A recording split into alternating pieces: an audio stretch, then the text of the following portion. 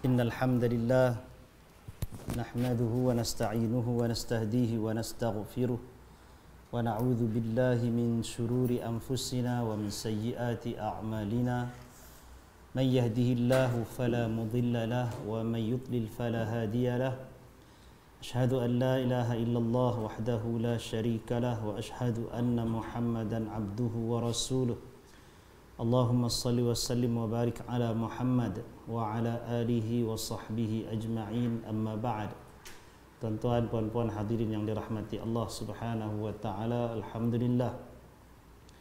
Setinggi-tinggi kesyukuran kehadrat Allah Jalla wa Ala, dengan perkenan limpah kurnia daripada Allah kita diizinkan berjumpa di sini. Ana ni malam ni sebenarnya usaha mai juga di sini ni. Satu, pertamanya pasal kita memang tak ramai. Yang keduanya pasal jarak kita pun jauh-jauh. Ini mengikut garis panduan KKM. Dan rasanya mungkin untuk bulan ni ini kuliah yang terakhir ni. Pasal cadangnya nak lockdown. Self lockdown. Masjid, kuliah-kuliah tu rasa nak kena berehat dulu sampailah keadaan menjadi stabil. Jadi kiranya dengan tuan-tuan ni insya-Allah ada banyak benda juga yang nak disampaikan. Pasal tu tok fikir nak batal ke, nak sambung, nak batal ke, nak terus datang jugalah. Baik, tuan-tuan yang dirahmati Allah, malam ni patutnya kita nak bincang tentang memberi hadiah kepada orang musyrik. Tapi sebelum kita nak cerita tentang memberi hadiah kepada orang musyrik ni, ana nak ulas sikit tentang isu COVID-19 ni. Orang panggil COVID-19, bahasa Melayu COVID-19 lah kan. Pasal dia ditemukan pada 2019. Yang pertama sekali yang kita kena tahu, dan semua orang tahu rasanya, insya-Allah orang beriman dia tahu. Cuma mungkin kadang-kadang tak terfikir, terlepas. Iaitu virus ni siapa punya? Allah Subhanahu wa taala punya. Kankah kita sebut alhamdulillahi rabbil alamin, segala puji bagi Allah Tuhan semesta alam, termasuk dalam kandungan alam itu ialah kita manusia, binatang, tumbuh-tumbuhan dan virus tu juga. Hak tu tak ada siapa perlu nafi. Orang beriman dia tahu yang tu. Kan? Baik. Kemudian ada orang kata apa kerja virus ni?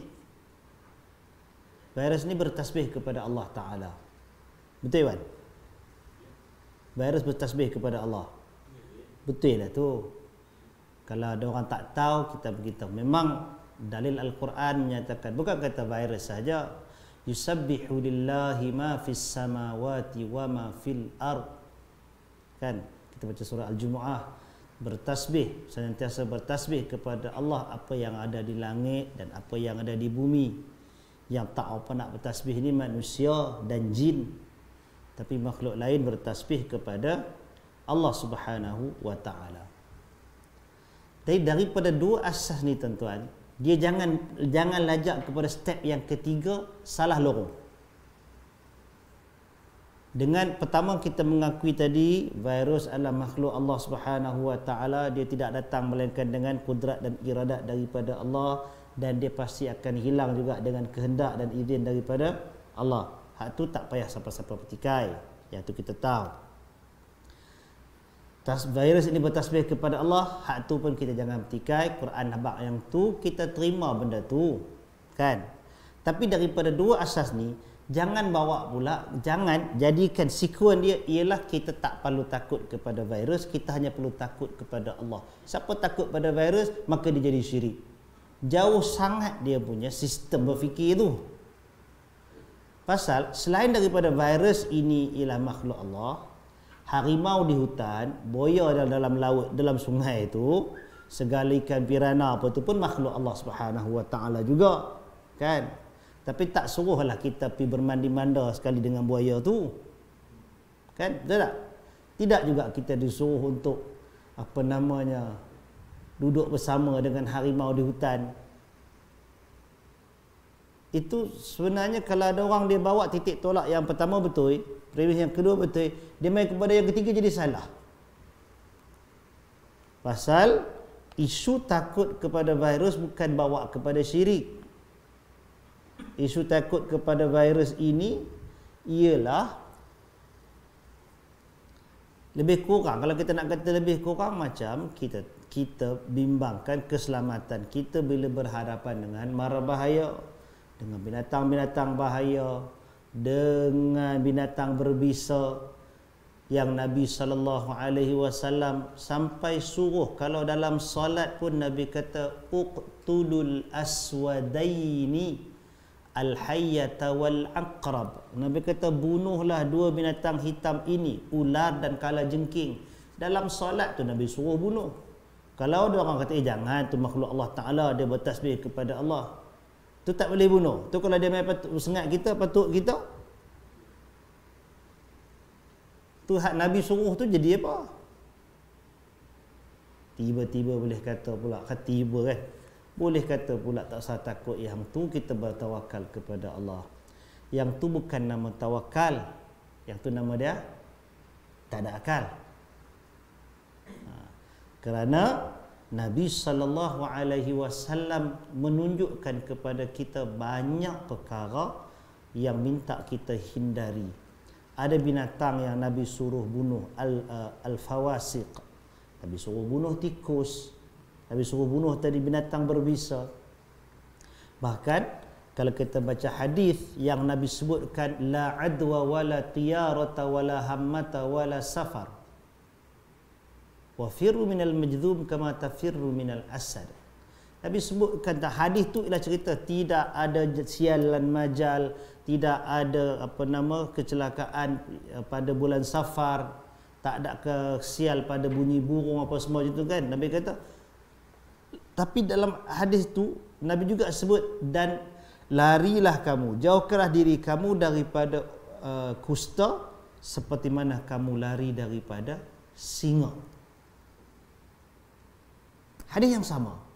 Hadis tu Nabi bagi tahu tidak ada tersebarnya wabak segala apa semua ni dengan sendirinya. Maksud iaitu yang disebut oleh para ulama, pasal bila frasa tu dibaca bersama, yang Nabi kata tidak ada sial majal apa semua tu, itu maknanya benda-benda tu tidak berlaku dengan sebarang kebentuk itu nak membenteras kesangkaan buruk dan khurafat tentang bunyi-bunyi burung, tentang petua orang, sebahagian orang tu yang tak ada asas langsung. Tak ada benda-benda tu sekalipun, kalau kita ada wabak dan sebagainya, dia tidak akan tersebar sendiri. Sebaliknya ia tersebar dengan izin daripada Allah Subhanahu wa taala. Dan Allah Taala telah menetapkan sunnahnya di dalam alam ini. Ada cause and effect, ada sebab dan musabab dia.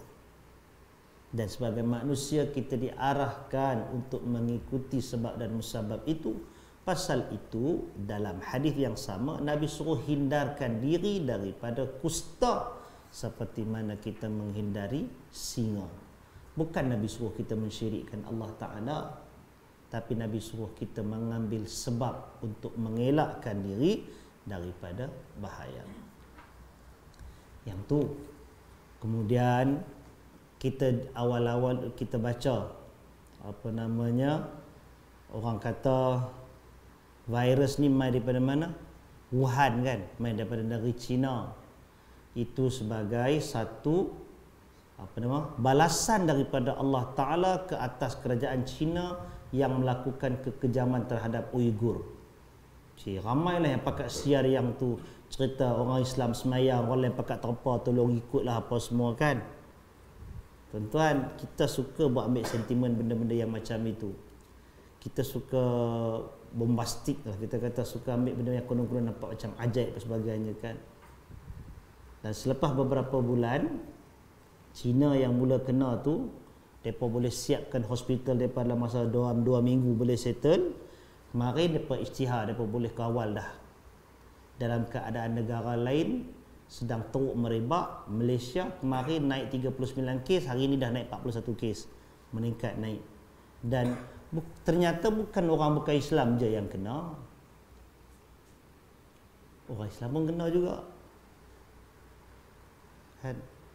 Jadi yang mana yang kita kata itu adalah senjata yang Allah Ta'ala hantar kuman yang halus untuk meruntuhkan keangkuhan Cina. Kita sangka dia pelumpuh. Tak pun. Dari sudut, ya pada mula-mula mereka kena tu memanglah terkejut kan. Mereka pun memang, tapi tuan-tuan tahu bila adanya langkah dan kesedaran, semua duduk curfew dalam rumah, tak keluar melainkan hanya perkara tertentu saja. Ada anak murid yang balik daripada China, memang dia kata masa bulan yang awal kena tu memang diarahkan student duduk dalam asrama, jangan keluar mana. Adalah kesukaran dia bab bekalan makan dan sebagainya. Memang ada kesukaran tu. Tapi hasil daripada kawalan yang begitu dan dengan kemajuan teknologi China yang lebih jauh daripada Malaysia, mereka dah dengan ribuan kes yang ada tu, semalam daripada istihadah boleh kawal lah, dan peningkatan tu dah berkurang. Tempat kita ni naik kepada petugas-petugas kesihatan. Kalau kes makin meningkat, yang duduk bergelumang di depan tu tak rehat. Dipanggil apa kerja kesihatan kan, over capacity. Kemudian dengan kos untuk mengurus dan merawat kes ni bukannya murah. Baju hak plastik tu apa duit dia tahu, puluh-puluh ringgit juga tu, bukan boleh pakai banyak kali, pakai buang. Memang kena pakai buang. Jadi satu tadi nak bertekankan, kalau orang kata ia adalah tentera halus Allah Ta'ala hantar untuk meruntuhkan Cina, sangkaan itu sebenarnya agak terlebih lah, kita katakan tersasar. Benda tu bila dia kena, dia akan kena semua orang.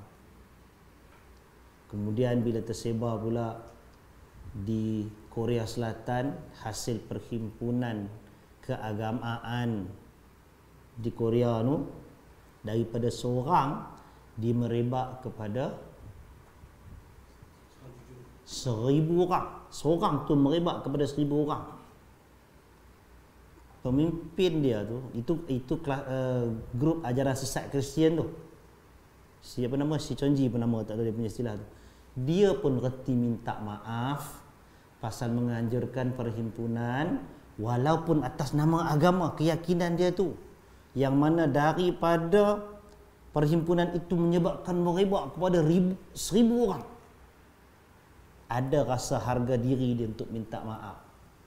Kerana yelah, kita kira pada dia tentu dia kira itu perhimpunan tu ialah annually, tak kira lah itu adalah perhimpunan agama dengan keyakinan dia dan dia rasa dia betul, tapi it's not the right time. Dia silap fikiran dia, dia sedar dia minta maaf.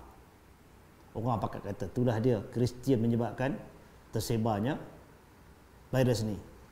Nah, mai pula kat kita 14,500 orang yang hadir dalam perhimpunan dakwah istimak tu kan. Setakat ni banyak yang di satu positif. Positif ni dia ada macam-macam term istilah positif tu kan. Tapi sekurang-kurangnya itu semua adalah golongan yang berisiko. Jadi kita, satunya tuan-tuan nak sebut ialah virus ke apakah, dia tidak mengenal bangsa dan agama. Jadi jangan main kad agama kat situ. Jangan main apa nama, kita kata kad bangsa. Tak ada. Jangan main ini negara mundur tu negara maju. Sekarang ni dia kena hak negara mundur tu tak dapat berita, ada lagi yang belum kena kan. Baru nak kena ni, baru sampai Afrika, baru sampai beberapa kat negeri. Tapi negara-negara maju dah banyak kena. Itali, Spanyol apa semua dah shut down. Kan? Jadi bila kita membaca suasana yang macam ni, jangan cepat sangat untuk kita bersangka-sangka sesuatu yang di luar daripada kadar dia. Yang tu. Kemudian dalam tempoh ni kita didedahkan dengan doa-doa yang maksur daripada Nabi sallallahu alaihi wasallam. Doa tu memang sangat penting untuk dibaca. Kalau tak tunggu wabak pun, memang dah Nabi sallallahu alaihi wasallam ajar kita doa. Antara doa yang Nabi ajar kita ialah bila keluar rumah, Bismillah tawakkaltu 'ala Allah wa la haula wa la quwwata illa billah. Itu kan hadis Bukhari itu kan. Bismillah tawakkaltu 'ala Allah, Allahumma inni a'udzubika an adlima au udlama au adilla au udalla au azilla au uzalla au ajhala au yujhala alayya. Baca doa yang tu. Kemudian ada zikir pagi, zikir petangnya. Salah satu yang Nabi baca apa? Bismillahilladzi la yadurru ma'asmihi syai'un fil ardi wala fis sama'i wa huwas sami'ul alim. Ada lagi doa lain yang Nabi baca untuk mengelakkan daripada juzam, baras dan wabak sebagainya. Doa tu memang Nabi ajar dan doa tu perlu baca. Dalam fadilat ataupun Nabi sebutkan fadilat membaca bismillah tawakkaltu 'ala Allah. Nabi kata siapa yang baca yang ni qad kufit. Siapa yang baca itu Allah Taala dia telah dicukupkan oleh Allah Taala. Tuan-tuan yang dirahmati Allah.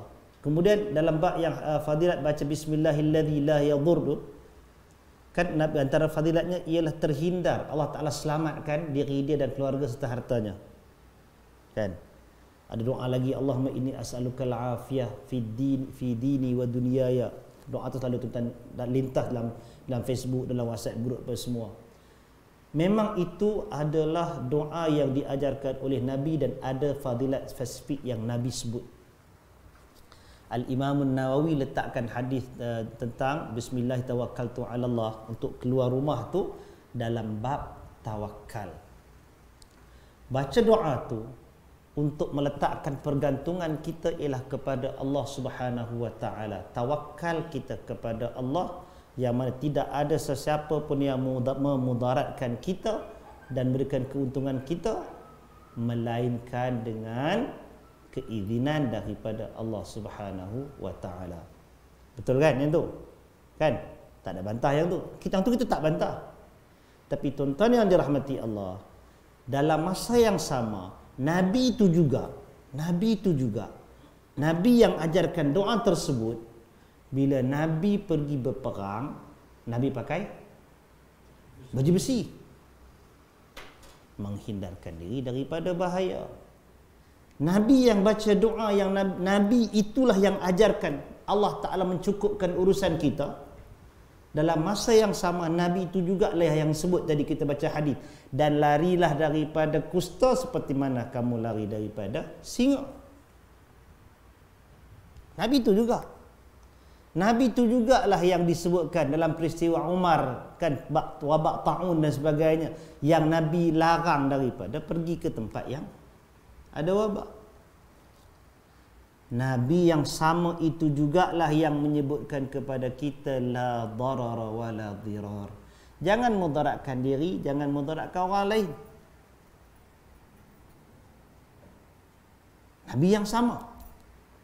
Jadi maknanya tuan-tuan yang dirahmati Allah, dalam kita berdoa, ya kita kena berdoa dengan yakin pengharapan kita mutlak kepada Allah Ta'ala, tawakal kepada Allah. Tapi dalam masa yang sama, itu bukan bermakna kita berpada dengan doa, tak payah ambil apa-apa langkah precautions, tak payah ambil langkah-langkah penghindaran, tak payah ambil langkah yang tu. Itu salah cara faham dan interaksi dengan hadis Nabi SAW. Itu bukan tawakal yang betul. Kita tengok bulan Rajab ni kan, orang Melayu dia berkait dengan Isra' Mi'raj kan. Walaupun cerita Isra' Mi'raj tu berlaku, cuma pendetilan cerita tu banyak datang dengan hadis dhaif, dan dia bukan berlaku pada bulan Rajab untuk pendapat yang sahih, berlaku bulan lain. Tapi kita nak ambil dalam banyak-banyak Isra' Mi'raj tu punya peristiwa, ada satu hadis Nabi SAW daripada riwayat Anas, Al-Bukhari meriwayatkan, Muslim meriwayatkan, yang Nabi kata, aku dibawa datangkan kepadaku Buraq. Jibril bawa Buraq jumpa aku. Naik Buraq ni dia kata saiz dia besar daripada keldai, kecil daripada baral. Kelajuan dia sejauh mata memandang. Buraq tu memang kenderaan yang bawa para nabi. Tugas dia. Jibril ada sebelah tu. Daripada Isra', daripada Mekah nak pergi ke Masjidil Aqsa, memang berjalan macam tu. Itulah laluan route dia yang ditetapkan oleh Allah Ta'ala. Dia pergi. Bila sampai di Masjidil Aqsa, Nabi tambat burak itu dekat tempat yang ditambat oleh para Nabi yang terdahulu. Di situ tuan-tuan, kita nak faham bagaimana cara Nabi bertawakal. Burak tu tak lari mana dah. Jibril duduk ada kat situ. Burak tahu dia nak kena bawa Nabi Mi'raj pula. Jibril duduk ada situ jaga. Masih Nabi tabat burak tu. Pasal apa? Tu cara bertawakal kepada Allah Ta'ala. Bukan dengan tanpa sebarang langkah kita berjalan, kita masuk masjid, kita nak menghadap Allah Ta'ala, Allah Ta'ala akan pelihara kita, jaga kita. Orang sebelah batuk, orang sana bersin, orang sini baru lepas daripada balik Korea apa semua tu kan. Itu bukan cara yang Nabi ajar. Pasal tu tuan-tuan, kadang-kadang kita heran macam mana ada orang yang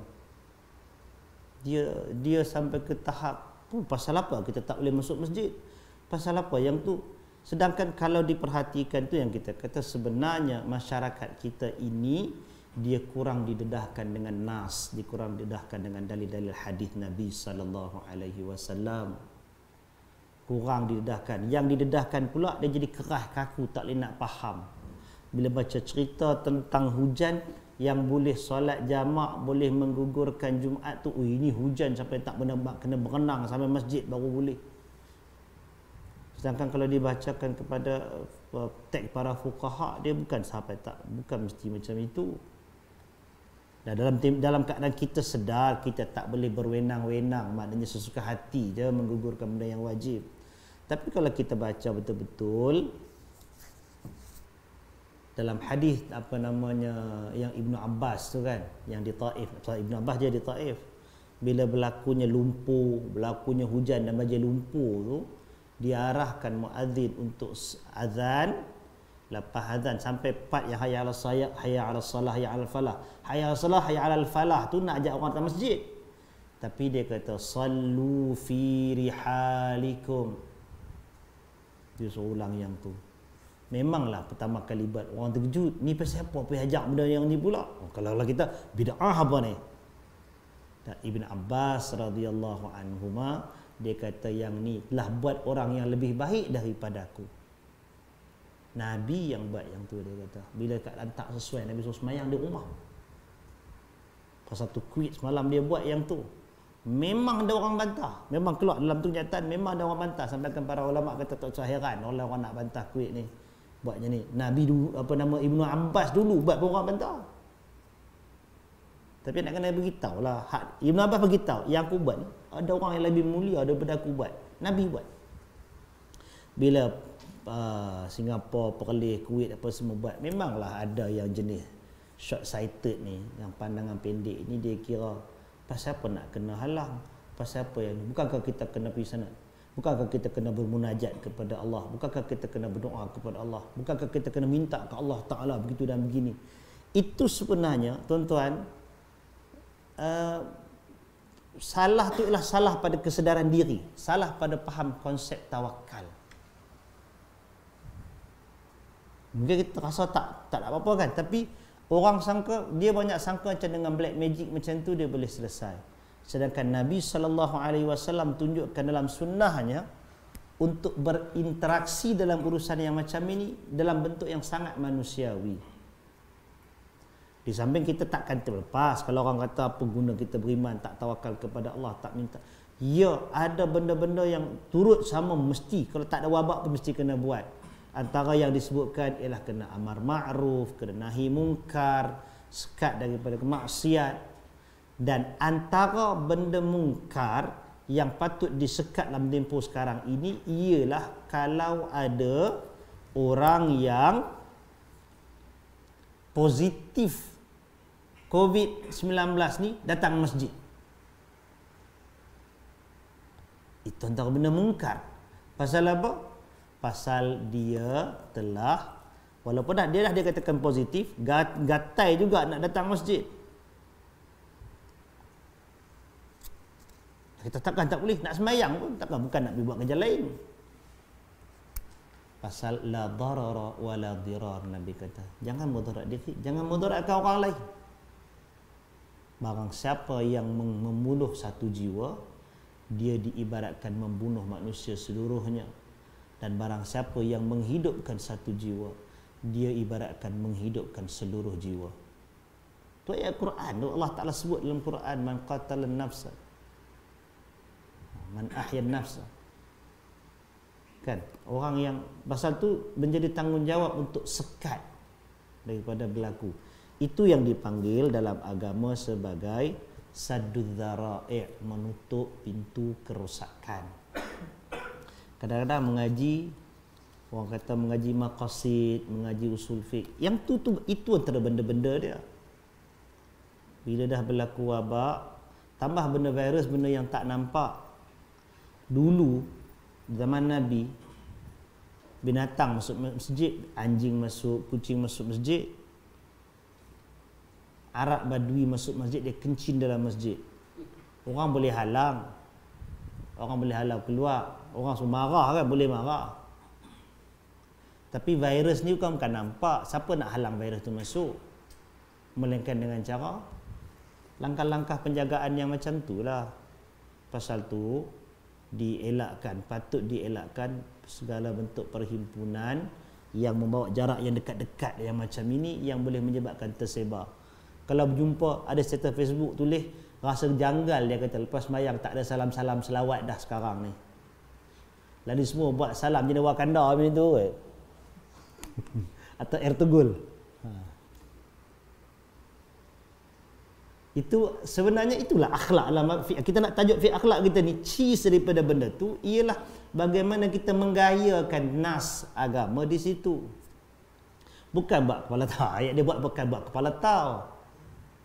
Orang kata kenapa perlu sampai membatalkan Jumaat sedangkan dia punya mudarat masih peringkat waham. Waham yang ini yang keluar status ni, status lecturer universiti, bahagian pendidikan Islam, PhD agama.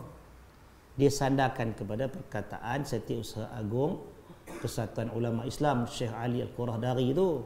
Memang disebut dia tak boleh dibatalkan Jumaat ni dengan sangkaan sahaja terhadap mudarat tu.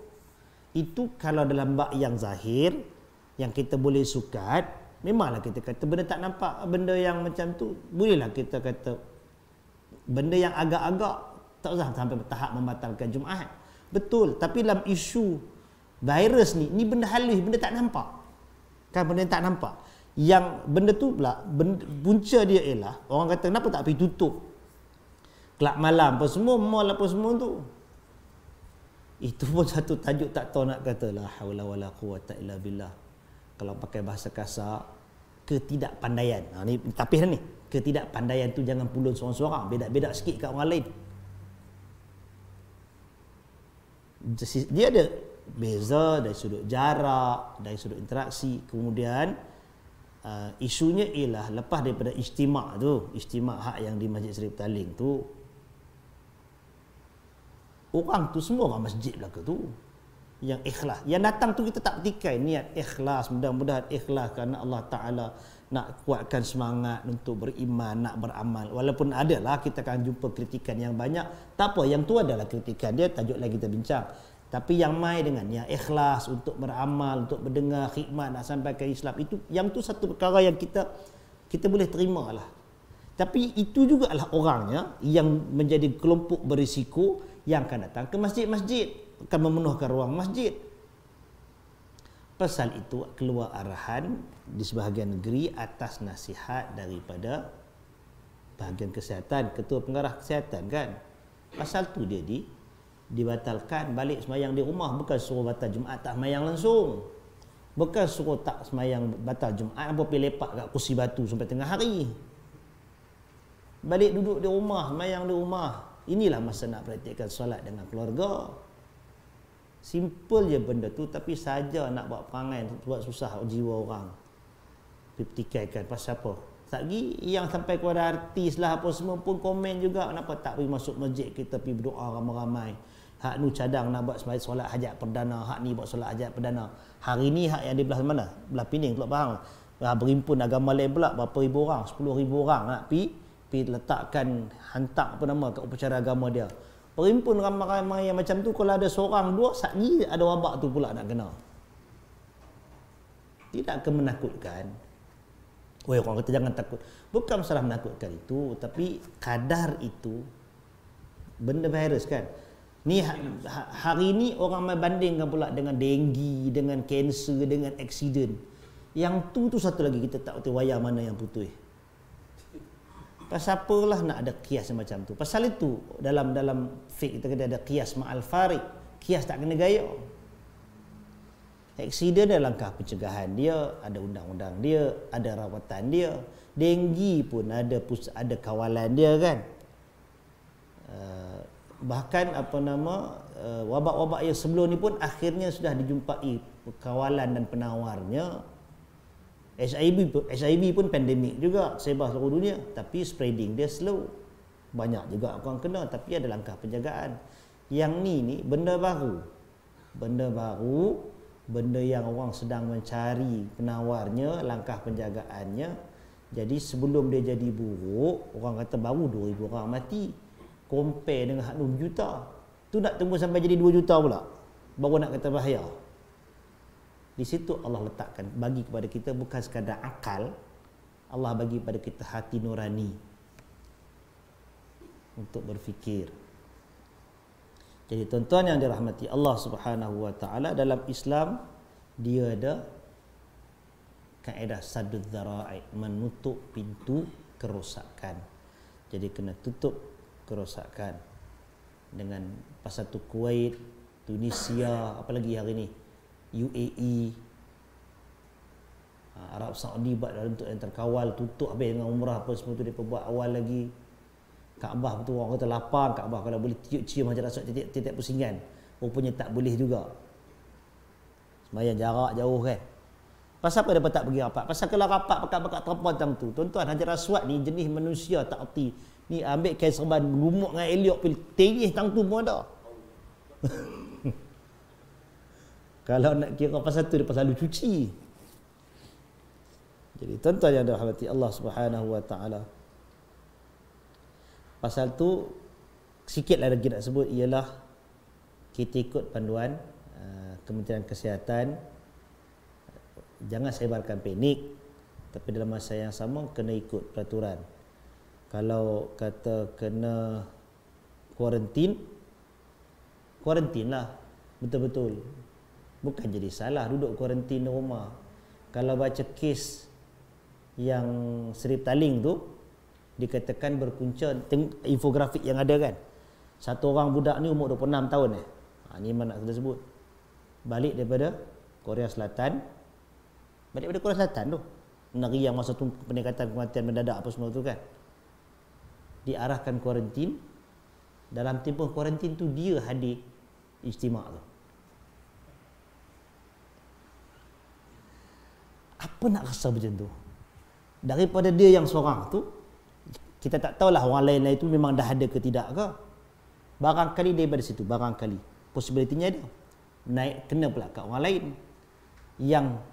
Yang positif di Brunei tu, dia kena di situ, naik kapal terbang tu, balik ke tempat dia. Yang nak kapal terbang tu, orang tak marah kan? Kita bukan mempersoalkan keikhlasan orang yang hadir nak ibadat apa semua, tapi kerana hanya ada satu orang, dua orang yang tak ada kesedaran tu, dia menyusahkan orang lain. Dan kementerian kekuatan kita tak kuat sebenarnya, kos sangat tinggi nak layan benda-benda macam tu. Orang hospital tahulah benda pakai buang tu bukan murah. Ni berduit ni.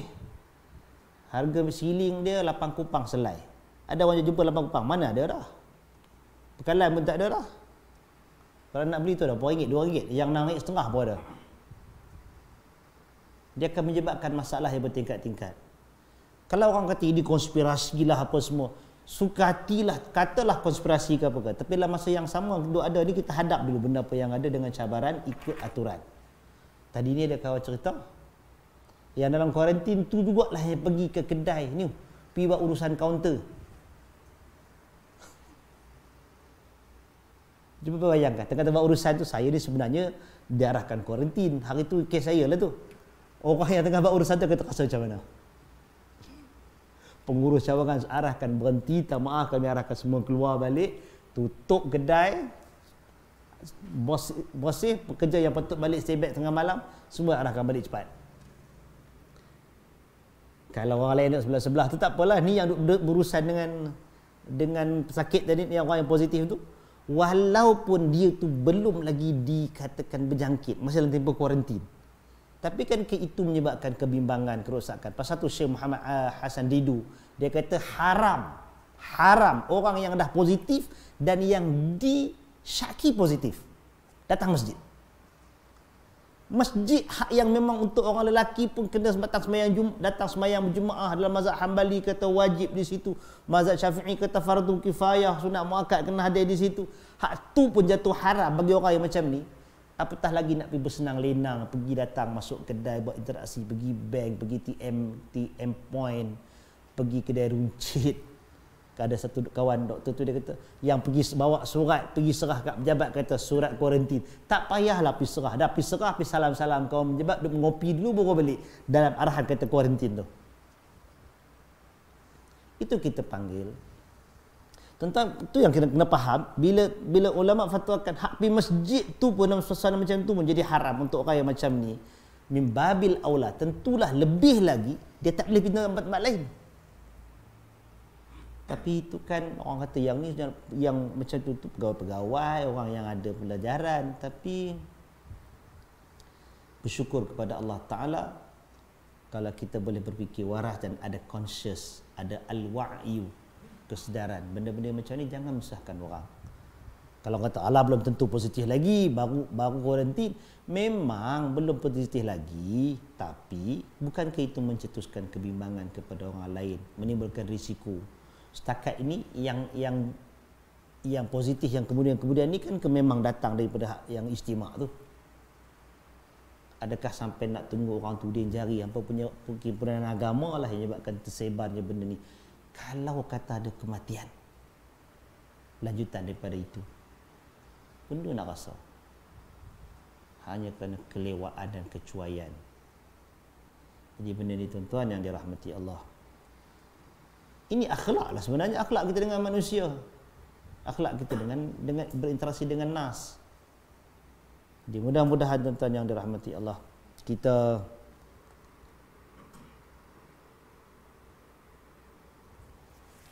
ikut peraturan lah, kita ikut benda tu. Mana-mana kita hadkan pergerakan kita dan sebagainya. Mudah-mudahan kata ada kawan yang kerja di kementerian tu, dia kata sekurang-kurangnya untuk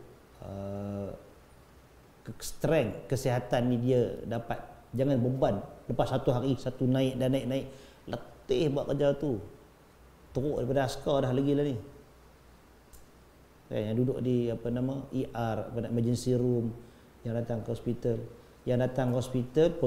datang daripada tempat berisiko, pergi jumpa, dah cek tak mau habaq sakit apa, dah kemudian berkata saya ni sebenarnya baru balik daripada tempat yang tu, kawan doktor yang duk cek, yang pergi pegang apa semua tu, dah satu kerja pula, depa tu pula nak kena kuarantin, nak kena seal. Susah kan benda macam ni. Kita kena timbang rasa dengan orang. Ada orang kata sangka dengan ibadat solat, puasa, zakat dapat pahala. Betul, tapi dalam meringankan beban orang lain itu pun pahala juga. Hablum minallah satu pasal, hablum minan nas, urusan dengan manusia. Jangan susahkan orang. Dan jangan susahkan orang dengan kita buat sambil lewa. Nah,